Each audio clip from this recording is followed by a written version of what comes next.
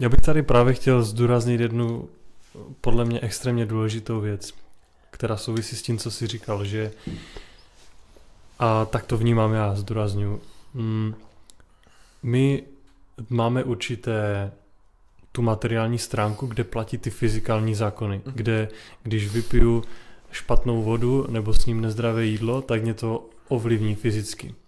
Ale pak je tady ještě ta druhá stránka a to je třeba placebo efekt, kdy z ničeho dokážu změnit fyziologický stav svého těla a to je jenom na základě víry a proto si myslím, že ta víra je extrémně důležitá, nemyslím tím náboženství, ale víra obecně. A pak je ještě třetí level a to je ten, že to neměním nejenom v sobě pomocí té víry, ale i kolem sebe, když si třeba vzpomínal tu vodu.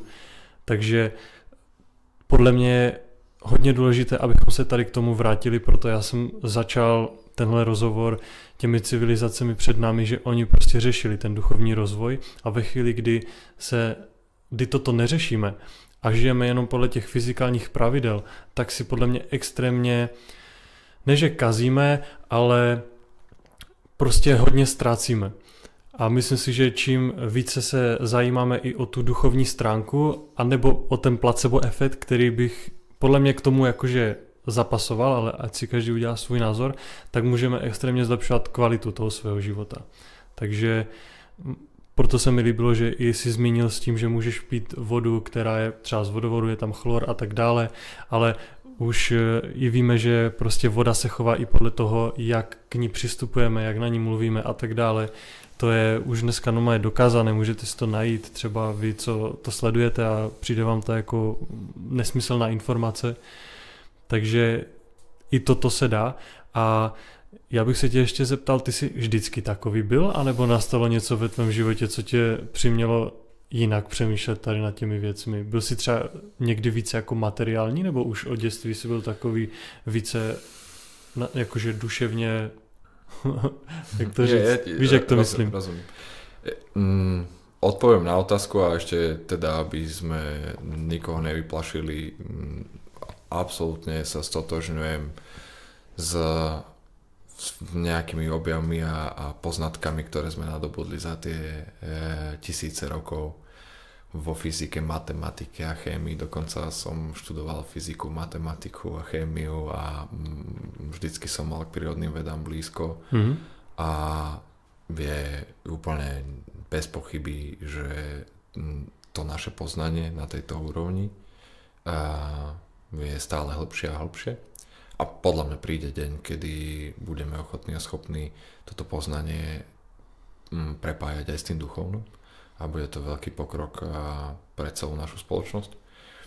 A to duchovno pre mňa je možno ešte taký pekný príklad, mi napadlo, ak si rozprával, že o čo prichádzame, keď túto stránku svojej bytosti ako keby nerozvíjame. A je to v poriadku, že ju nerozvíjame. Akože to je, nepríde to vždy a k tomu sa dostaneme, akože, ako to bolo u mňa, že sú momenty, proste sú momenty v živote, kedy to dojde, ale ja to vnímam tak, akože ako keby si získal taký jas do toho života, že ty vidíš farebene, vidíš ten obraz, že možno to krásne sa to dá, možno si ešte pamätáte, keď v telke veci nešli Full HD a keď máte takú možnosť, tak si skúste pozrieť akože ten štandardný obraz a potom ten Full HD.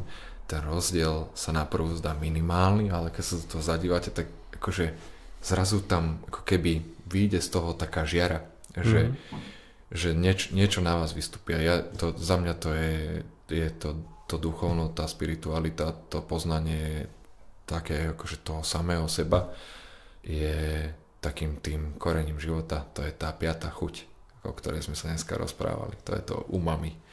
To je to, čo z nás vyťahne všetko, čím sme. To je niečo, čo ja cítim, že by malo byť našou pevnou súčasťou. A teda, aby som odpovedal na to, že ako to bolo u mňa, nie vždy som fungoval takto. Je pravda, že od malého decka som mal také, že rád som pozeral filmy z kung fu tematiku. Bolo také zaujímavé. A tam som sa prvýkrát stretol s tým, že niekto medituje. Tak som u babky sedával na dvore, mal som možno 5-6 rokov, v tureckom sede a všetci sa ma pýtali, že tam robí s zavretými očami. A tak som im hovoril, že meditujem.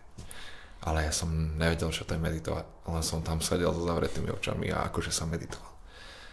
A bolo to také, potom, keď som dospieval alebo ak som rástol, tak akože bolo, ešte si pamätám, že sa veľakrát doma hovorilo, že som sa rozprával s dospelými ľuďmi a že som vždycky mal také akože zaujímavé postrehy a že som sa tak vedel rozvášniť a začať niečo rozprávať, tak si som nerobil srandu, že by bol som mňa dobrý farár.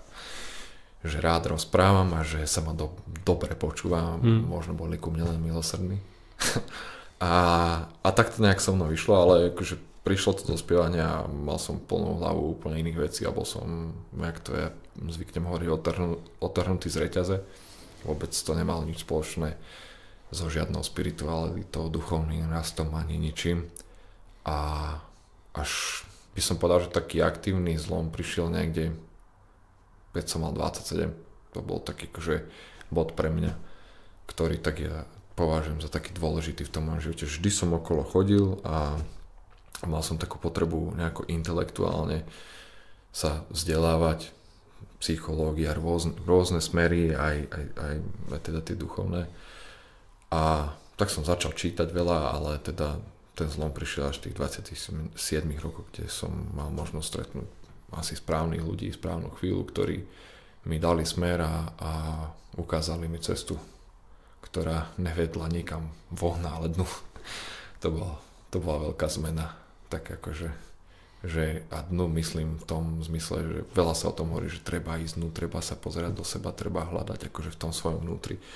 A ono to tiež je veľmi abstraktné, niekedy ťažké to tak akože pobrať, že čo to je to dnu. A pre mňa to dnu je zážiť akože tá vlastná skúsenosť. Ísť na ten kopec. Ísť do toho, čo cítime, že nás ťahá do tých svojich vecí. A to nemusí byť meditácia. Dneska sme sa v tom aute na seba pozerali, že vieme aj za tým volantom prísť do bodu, kedy je to pre nás zážitok, ktorý nás tú našu pozornosť stiahne a stiahne ju a zmenší ju do takej podoby, že ako keby sa viac spojíme so sebou. Ako keby máme nejaký ochranný plášť okolo seba, ktorý troška vyruší ten balast. A to je, podľa mňa, to sú tie cesty dovnútra, to sú tie cesty, ktoré môžeme podstupovať a môžeme sa rozhliadať a učiť sa o sebe. Takže taká bola moja cesta k duchovnu a tak to nejako akože prišlo 27, takže mám momentálne za sebou takých aktívnejších, by som to povedal, 8-9 rokov, ktoré to tak nejak akože viacej pociťujem a viacej som si uvedomil, že ako cestovať do seba. Podle mě je to jakože věc nebo téma, které se právě hodí i do té moderní civilizace, že já když jsem vyrůstal, tak mi to přišlo jako něco, co se jako nehodí, víš, že prostě teď žijeme v tom logickém světě a i já jsem žil moc logicky a úplně prostě jinak jsem smýšlel, než smýšlím dneska a naopak mi to přijde, že ano, máme moderní společnost a podle mě je to právě součást toho, že nás to může ještě více posunout a když ty jsi mluvil o všech těchto věcech, tak mě zajímá, jestli třeba i jsi pozorný v tom, co se ti honí hlavou a jestli tomu přikládáš velkou váhu. Ty ma dneska rozobereš na drobné. Pozorný. Odpoveď dal by som na to jednoducho, že ako kedy. A sú momenty, keď ja som to už dneska asi aj tak použil, že som v tom svojom strede, som si seba vedomý a vtedy je tam nejaká taká ako keby schopnosť mať pod kontrolou aj to svoje mentálne a intelektuálne jo, je to akože tie myšlienky sú tam, nemôžem tvrdiť, že by som ich kontroloval alebo že by som ich nejako reguloval alebo sa snažil ovplyvňovať. Skôr mám akože v tom bežnom živote taký reaktívny prístup, že ak už tá myšlienka zaujme tú moju pozornosť a dostane sa ďalej a že z nej vznikne nejaká idea alebo vyvolá nejakú emóciu, tak akože kontrolovať ako keby skôr to, že čo sa to so mnou deje, akože tam nastupuje taká tá naozajstná, by som povedal, pozornosť v tom bode, že aha, že tu sa so mnou niečo deje, tu ma to nejako boli, neboli, alebo niečo to so mnou robí, že tam prichádza takéto uvedomenie, ale tých myšlienok je z tých vedeckých záverov akože pomerne dosť a určite som si nie vždycky schopný vytriediť všetky a asi toľko, no. Mám tie svoje také zaužívané postupy večer predtým, ako sa uložím k tomu, že idem spať, že si láhnem, tak akože to trošku skúsim zrekapitulovať, čo sa mi za ten deň stalo, skúsim sa tak akože utíšiť a trocha to tak akože utriasť, aby som potom celom niekde to veľakrát vie byť vypäté a mal som s tým občas aj problémy v minulosti, že tá robota ma vedela pohltiť, že toho bolo fakt veľa, že toho stresu bolo veľa, tak tam som začal potom patrať po nejakých takých nástrojoch pre mňa, ako to tak akože troška zjemniť a pohrabať a byť schopný akože zaspať, nechcem povedať, že s čistou hlavou, ale minimálne taký akože odľahčený, aby som akože nekúkal do toho stropu, že čo všetko ešte by bolo treba a kde som na čo zabudol a čo budem robiť a čo sa tým a tamto, takže to také tie bežné veci.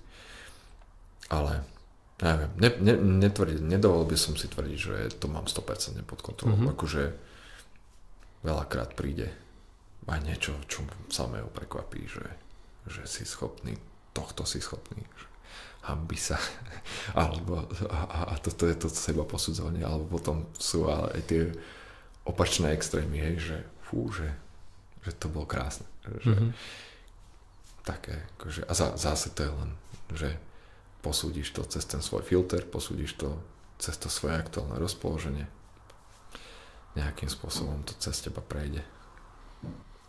Hodně lidí i hodně knih mluví o tom, že právě ty naše myšlenky jsou důležité z toho důvodu, že se z toho pak sestává ten náš život, ale zase těch pravd může být několik. Každopádně já to právě vnímám, já si to vždycky představuji jako takovou síť v hlavě, kdy každá ta myšlenka vytvoří určité lano k nějaké té dané věci nebo prostě tomu, na co myslím, a čím více na to myslím, tak tím je to lano silnější a tím víc to k sobě přitahuju a proto mě to právě zajímalo, protože já to dělám i tak, že když tam je něco, kde cítím, že to lano sílí a nechci, aby sílelo, tak se snažím právě nahradit něčím jiným a musím říct, že mi to fakt třeba funguje v životě, že jako v tomhle jsem si našel tu pravdu, která ale může být za nějaký čas zase třeba jiná a myslel jsem to právě i z toho úhlu pohledu, jestli to třeba takhle vnímáš i ty.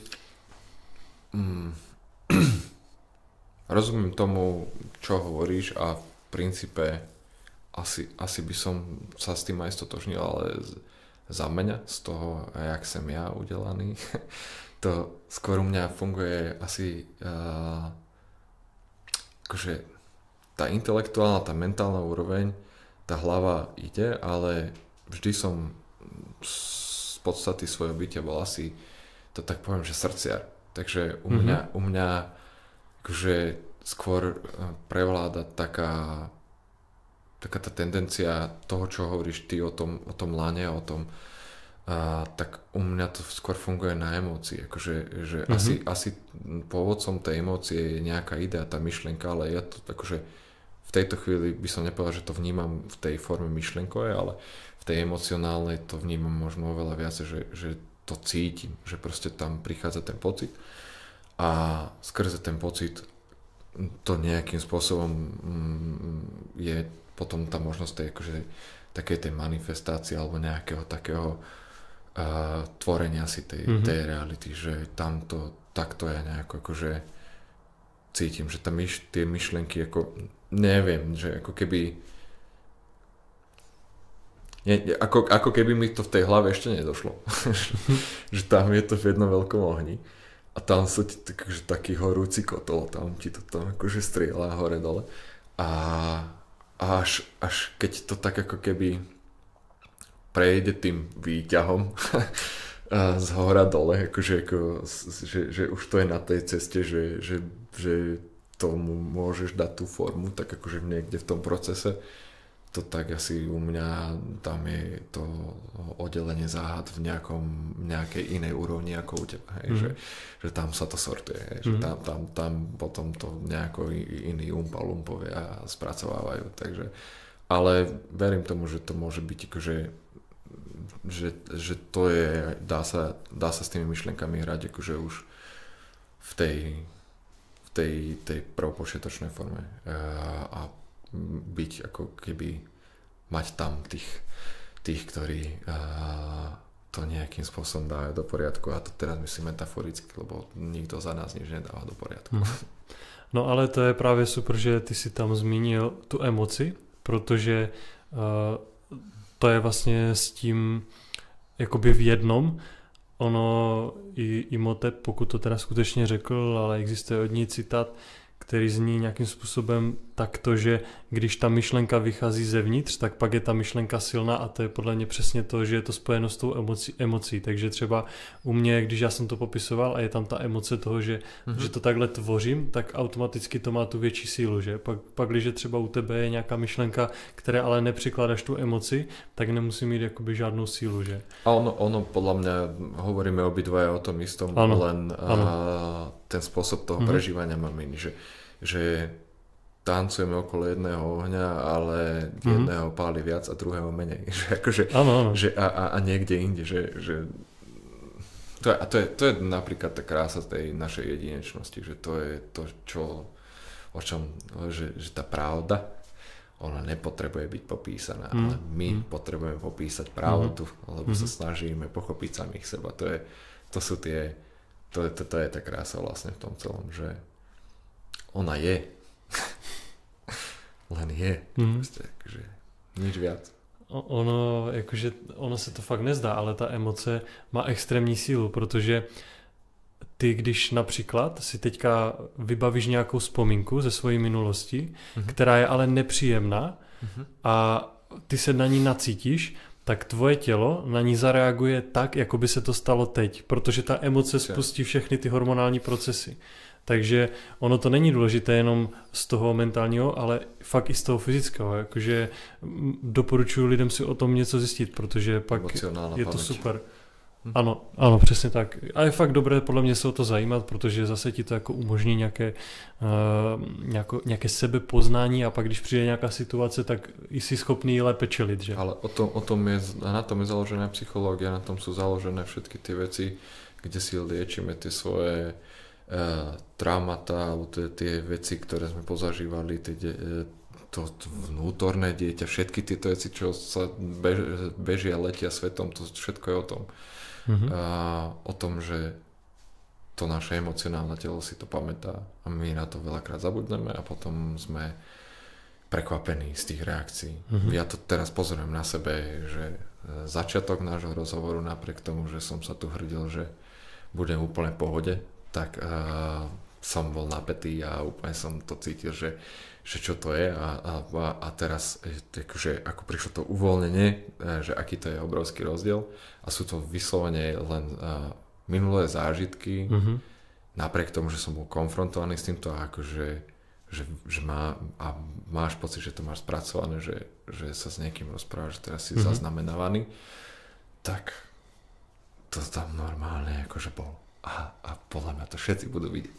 A je to krásne, lebo to je úplne demonštrácia toho, čo sa teraz rozprávame, že to je presne, že to je nejaká emócia z nejakej skúsenosti, ktorú ja si ani neviem možno teraz narýchlo vybaviť, že kde bola tá prvá, kde akože je to pre mňa napätá situácia a aký rozdiel dokážeš v rámci toho pomerne krátkeho času, pokiaľ to tak akože zvedomníš,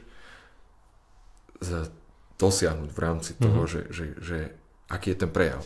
Podľa mňa to je krásne, to je podľa mňa. Ja sa z toho teším, akože, lebo ja si to na sebe uvedomujem, že ako sme začali, kde som, že som si to sledoval, že a ešte si tak hovorím, že fú, a teraz akože, ako sa postupne do toho dostávame a momentálne tá sloboda, ktorá prišla s tým, že aha, že A to je to flow právě, víš, to je to proudění, že mi to říká hodně lidí, že na začátku máš takový pocit, jemný pocit strnulosti a potom přijde nějaký čas a ty najednou už přestaneš vnímat to kolem sebe asi v tom.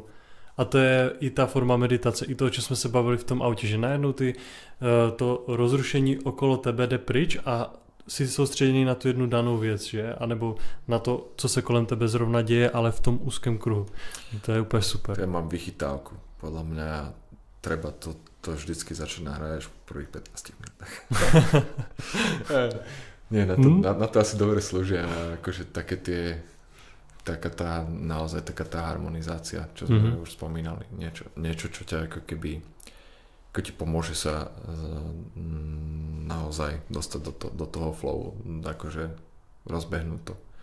A hlavne, ja toto vnímam akože skôr naozaj, jak si ťukol tú emóciu, jak sme sa bavili o tom emocionálnom tele, tak mi to tak zarezonovalo, že toto je ono, že mám nejakú skúsenosť, ktorú budem musieť asi pohľadať, ktorá ma viedla k tomu, že existuje, alebo vytváram tam sám pre seba nejakú reakciu, ktorá ma ako keby troška zväzuje a že to trvá ten čas, že to je pre mňa to je veľmi osviežujúci poznatok, veľmi sa mi to páči. Tak to je super, to mě těší. To som na to tak akože Lubo, my teďka právě plánujeme výlet čistě v mužském kruhu. Proč by podle tebe chlapi měli pořádat takovéhle setkání? Ja hovorím, a to teraz tiež akože si naložím, že ja som geniálna žena.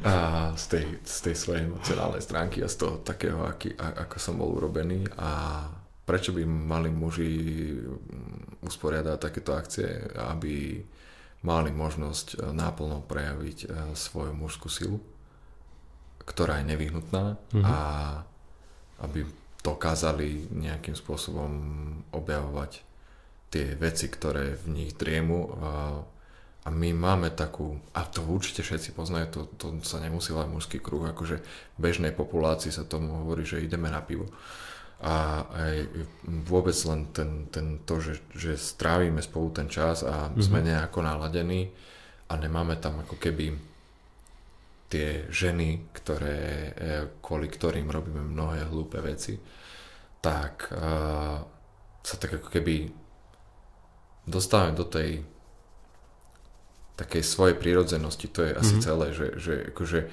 a to nám zase pomáha si uvedomovať, kde máme tie silné a slabé stránky a v tom mužskom svete je to taká jednoduchosť pre nás, lebo si to u nás na Slovensku sa hovorí, povieme rovno do papule a máš to tam a neprichádza tam, za mňa tam neprichádza k takému niečomu, že vždy v tej prítomnosti tej ženy máme tú tendenciu ako keby byť ako tie zvieratka, že niekto má lesklejšie perie a väčšie krídla a stále akože máme to tam podvedome a myslím si, že to je akože úplne prírodzené, že tak akože sa snažíme zaujať. Tam naskakujú potom také vzorce správania, ktoré nás poháňajú k veciam a konaniu, ktoré sa ťažko vysvetľuje a toto ako keby táto časť toho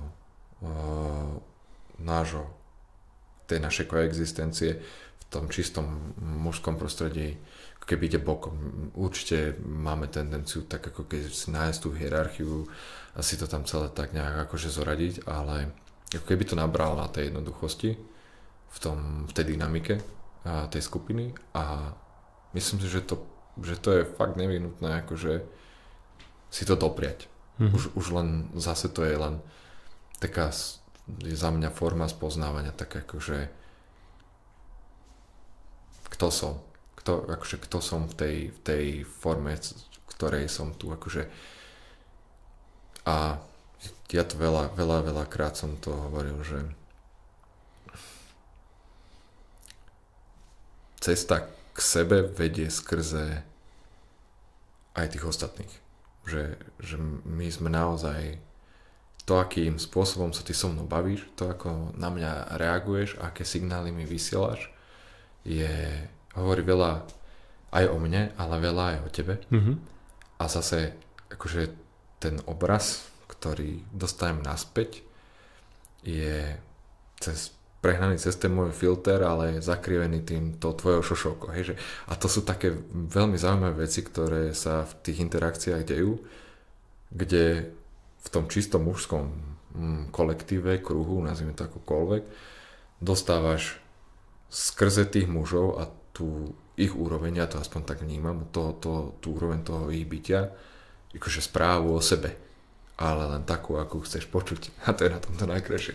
Len sa s tým musíš vysporiadať. Že čo som to dostal a teraz čo som si z toho ja spravil, ale aj tak je to akože poučné, že tam vždy za tým tá energia proste sa nesie a to neoklame, že my si môžeme porozprávať, čo chceme a tá energia sa nesie a v tom čistom mužskom kolektíve sa nesie iný druh energie, keby som to tak úplne zjednodušil. A milujem ženy a určite by som išiel na ženský kruh, ale asi by ma stade vyhodili. Já si právě myslím, že i tak jak ten mužský kruh, tak by se měly pořádat i ženské kruhy, protože každý jsme nějaká jiná energie. Když se spojíme, tak jsme ještě větší síla, ale myslím si, že vždycky dochází trošku k tomu, že když jsme s tou ženou, tak jak kdyby trošku se měníme a trošku se tak jakože otesáváme a pak je třeba jít zase zpátky mezi ty chlapy, nabrat zase tu sílu, zase to zintenzivnit, někdy být i v tom mužském tichu, to je taky jakože extrémně důležité a tolik nepřemýšlet, nebo když už tak třeba i s tím mužem přeci jenom mu řekneš něco jiného, než co řekneš té ženě, takže pro mě to, jako vždycky to pro mě bylo velmi důležité mít kolem sebe ty bratry, se kterými prostě můžu být, trávit s nima ten čas a cítím, že mi to právě pomáhá být tím mužem, že tam, kde pozoruju, že ti muži jsou třeba hodně v okolí žen, třeba i vyrůstají jenom s matkou a nemají tam žádný mužský vzor, tak já to nechci říct nějak jako hanlivě, ale prostě s ní tu mužskost tak necítíš. A když pak trávíš ten čas s těma chlapama, tak najednou je jiný, má jinou energii. A stejně tak ty ženy, třeba my za Aničkou se bavíme i o té cykličnosti té ženy a tak dále a když oni můžou spolu sdílet tady tyhle okamžiky a rozvíjet to, tak i jim to dává prostě velkou sílu a pak se můžou zase ty dvě síly sejít a je to v té harmonii a má to podle mě tu správnou sílu. Absolutne s tebou súhlasím. Mám vlastné zážitky o tom, vyrástal som tiež v takých pomeroch, kde akože tá prítomnosť toho otca bola, nebola, bolo to takože komplikované pre jednoduchosť príbehu, lebo ja by som z toho akože urobil aj 4 epizódy a cítim to na sebe a veľakrát som sa nad tým zamýšľal, že vždy bola tá matka bližšie a že tú ženskú energiu som mal navnímanú veľmi dobre a myslím si, že porovnaní s bežným mužom, akože to asi máme dobre zvládnuté a veľakrát sa mi to tak akože nejako vrátilo, ale na druhej strane som akože to svoje mužstvo, to som objavoval pomerne dlho akože a nemôžem ešte vždycky povedať, že by sa nedal viac, že by sa nedalo, že sú tam tie také momenty, kde cítim, že aha, že toto by sa dalo ešte inak, hej, lebo byť chlapom neznamená prísť domov a drbnúť pesťou po stole. To je akože,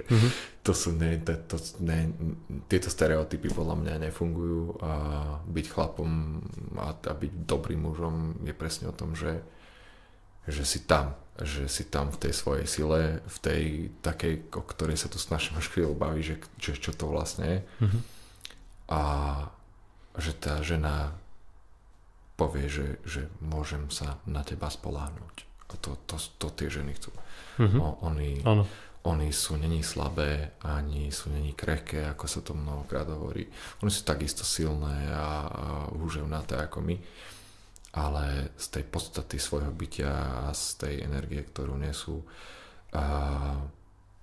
majú proste tu prirodzene proste vnímajú, že sú veci, kde je treba niečo iné. Oni sú tomu otvorené, oni to proste tomu rozumejú a tam prichádza do toho života ten chlap a to spoľahnutie je ako keby, že vedomé rozhodnutie tej ženy, že nás nechajú, že nám dajú tú možnosť, aby sme akože my ukázali, čo v nás je. A toto sú veľké zábavy v vzťahoch aj v životoch našich, aj v mojom, akože keby to sedela moja manželka, tak sa podľa mňa teraz smeje, že tento zase tu porozprával, ako to vidí a potom mi príde domov a budeme mať nejaké akože bežné situácie, tak mi to určite pripomenie, že počkaj. Já si myslím, že snažit se být tím dobrým chlapem je velmi důležitá věc, kterou by každý z nás chlapů měl se o ní snažit. I ta žena prostě je silná dneska, hodně ten feminismus nějakým způsobem se projevuje a tak dále, ale věřím, že hodně žen prostě, když je tam venku a bojují a jsou silné, tak potom, když přijdou domů, tak chtějí nechat tu sílu kolikrát na to muži a projevit oni tu svoji jemnost, tu svoji péči a to je podle mě jim přirozené a zase nám je přirozené mít tu sílu a pro chlapa si myslím, že je extrémně důležité, aby se cítil potřebný, protože ve chvíli se cítí potřebný a hlavně, když má zodpovědnost, tak pak teprve může projevit si myslím tu svoji mužskost a když vlastně dříve to bylo tak, že byly nějaké rituály z toho chlapce na muže a dneska už to právě není a tam si myslím, že když se tomu chlapci dá ta zodpovědnost, tak už to je pro něj vlastně ten rituál, který ho změní, protože já jsem taky vyrůstal s bráchou a s mamkou a neměl jsem tam ten mužský vzor, jediný, který jsem měl, tak byl můj děda a jsem za to fakt rád, protože dneska si uvědomuju, čím jsem starší, tak tím více ho vlastně poznávám, i když už tady několik let není a vždycky jsem ho jako obdivoval tady v tom a fakt klobouk dolů, co on všechno jakože dokázal zastřešit, vyřešit a jaký pro mě byl ten chlap a tím se přesně snažím být, snažím se od něj si to jako vzít a uvědomuju si tím, že jsem vyrůstal vlastně s matkou, jakým způsobem je to určitý jako handicap ve vyrůstání toho chlapce, že vlastně když tam ten mužský vzor není, tak on to musí někde hledat a musí se jako o to snažit, takže i proto jsem rád za ty mužské kruhy a prostě, že mám kolem sebe ty chlapy, se kterými toto můžu řešit a dostávat se postupně, že do té síly. A myslím si, že se mi to daří. Jo, ja si myslím také akože skromné zhodnotenie takto. Narostli mi vousy a... To je dobrý základ, keď nech si narast vousy a si mužem. A když si žena a necháš si narast vousy, tak si mužem taky. Akože... Môže to byť tak, no. Tak jsem to tak odlehčil, ale ještě na tebe mám poslední otázku a to je, jestli ty si v životě našel nějaké poslání, popřípadě jestli si myslíš, že je důležité ho mít.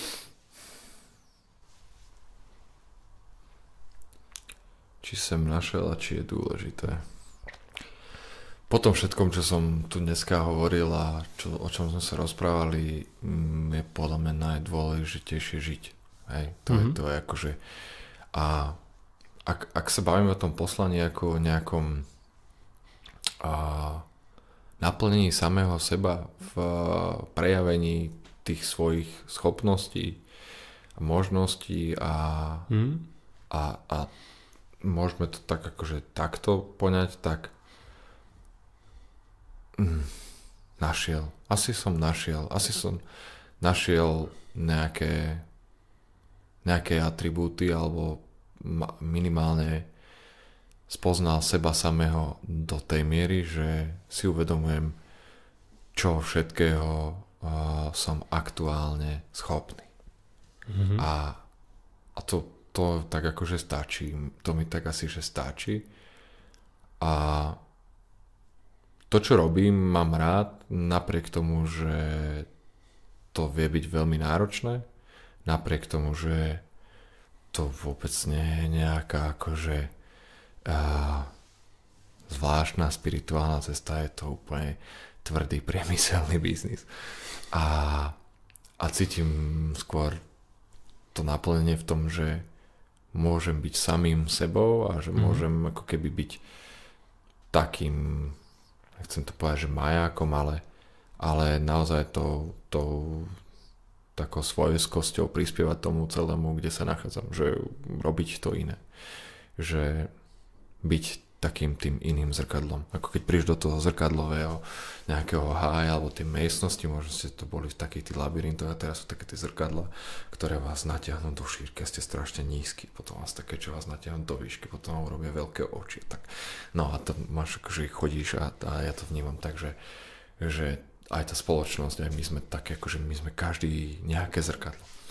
A tak rozťahujeme a meníme a pokrývame ten obraz a tú realitu a interpretujeme skrze tie svoje filtre všetko, čo príjmame a dávame to vonka do sveta ako tú pravdu.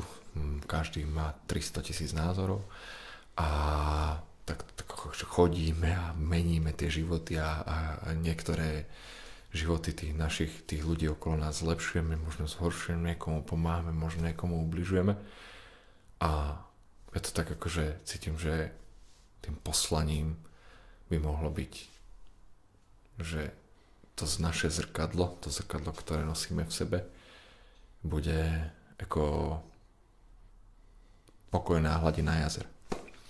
Že budeme sa pozerať na seba navzájom a budeme vidieť samých seba. Že to je akože niečo, čo by nás tam tak akože, čo by mohlo byť našim poslaním, čo by mohlo byť môjim poslaním, byť tým nepokriveným zrkadlom. To je hezké, tak byť. No. Takovou odpověď jsem právě ještě jakoby nedostal, takovou hlubokou. to se mi hodně líbilo a víš, já se na to ptám hodně lidí a mně se i často stává to, že mi třeba lidé říkají, že jakoby neví, co je to jejich poslání, ale přitom já to třeba na nich vidím, jo? Že mi přijde, že oni to jenom jako úplně v sobě nevidí a třeba u tebe mi přijde, že to tvoje poslání, ale to je jenom jakože, jak to vidím já, jo? Je prostě být to světlo, rozsvěcovat na té cestě těm lidem, kde třeba cítíš, že je trochu tma a zároveň být takový jako bořič těch stereotypů a to se mi extrémně líbí na tobě a myslím si, že je to možná jedno z těch poslání, protože vždycky, když toto děláš, tak mám pocit, že máš ten oheň v těch očích, který podle mě vždycky, když někdo dělá to své poslání, tak prostě v těch očích ten oheň má, víš. Takže moc se mi to líbilo, jak si to právě shrnul a pokud máš něco na srdci, co by si rád ještě vzkázal našim divákům, tak teď máš prostor. Mám na srdci ešte jednu vec, ale budem musieť poprosiť našu šarmantnú asistentku, nech mi podá telefon. Lebo ja som taký občasný básnik. A môžeš aj obidva, lebo som taký tlak, že nosím dva. A teraz, jak sa to rozprávam, tak ja mám jednu takú báseň, ktorú som napísal. A ja som není dobrý v týchto prednesoch, že by som si to pamätal z hlavy, ale čakaj. Ale táto sa mi veľmi páči a je to tak akože, keď sme sa bavili o tých hlbinách a o tom, tak to je taká, ktorá podľa mňa by na záver sa hodila a mohla by tak akože ešte z iného súdka a povedať niečo o tom, ako to ja mám. tak to je tak akože pre všetkých poslucháčov a divákov a tých, ktorí to vydržali až do samého konca. Možno asi tak, že skúsim sa posnažiť. Poď na to. Keď načrieš do hlbín svojho večného ja, mnohé veci sa objavia. Seba samého obnážia, zrkadlo svetu nastavia, odraz jasný a číri, pokojnú hladinu jazera víry. Si tým, čo vidíš? Si tým, čo sa pozerá? Si hladina jazera? Či svet, z ktorého voda vyviera? Keď načrieš do hlbín svojho večného ja, všetko a nič sa doplňa. A s týmto by som sa rozlúčil. To bolo tak akože... Tak to bolo epické. Poetická vsúka z mojej dielne. To byla epicky poetická vsuvka a ja ti moc děkuju za tento rozhovor. Ďakujem krásne.